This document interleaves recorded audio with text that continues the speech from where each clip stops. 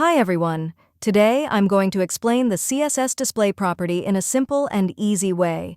We'll go through each type of display property: block, inline, flex, grid, and none. This property controls how an element appears and behaves in the layout. For example, some elements are block level, like div, p, h1 to h6, header, and footer.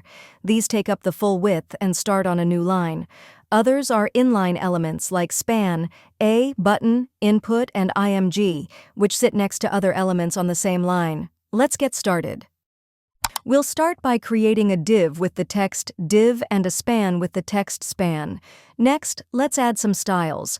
I'll set the div's background color to light purple and the span's background to mint green. You'll notice that the div takes up the full width of the page because it's a block-level element. On the other hand, the span only takes up as much space as it needs, since it's an inline element.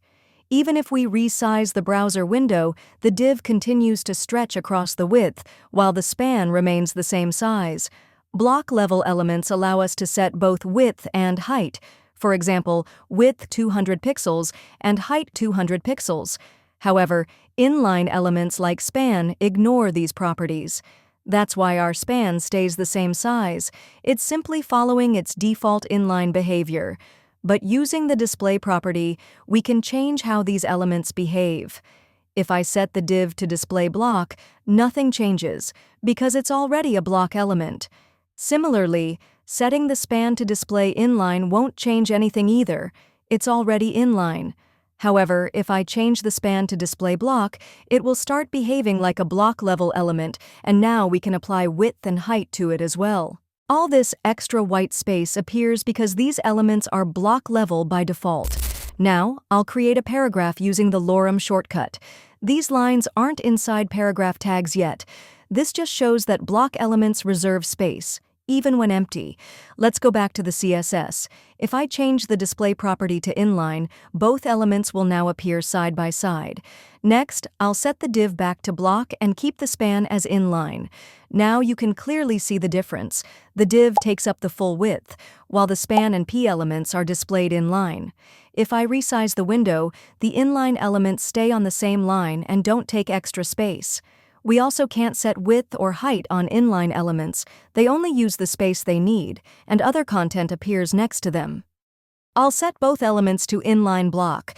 It works like inline, but now we can also apply width and height. These elements no longer take up the full width of the viewport. Even if I increase the window size, the content stays inline, just like regular inline elements, but with added flexibility. You can see that the text is lined up. If we set display none, it will completely remove the element from the layout as if it doesn't exist. If I change the display back to inline block, the element returns. There's also the visibility property, which works a bit differently. If I set visibility hidden on the div, the element becomes invisible, but it still takes up space. So, unlike display none, which removes the element entirely and allows the next element to take its place, visibility hidden just hides it while keeping its space in the layout. Now, I'll add a container section with 3 card elements. Next, we'll style the container using display grid and set a gap of 1 rem. As you can see, with display grid, the cards are arranged in a row. When you resize the browser window, the elements adjust and take up the full width of the page. Now, I'll change the display to flex. With display flex, the elements are stacked in a column by default. As you resize the window, the cards adjust to fit the available width and respond well to different screen sizes.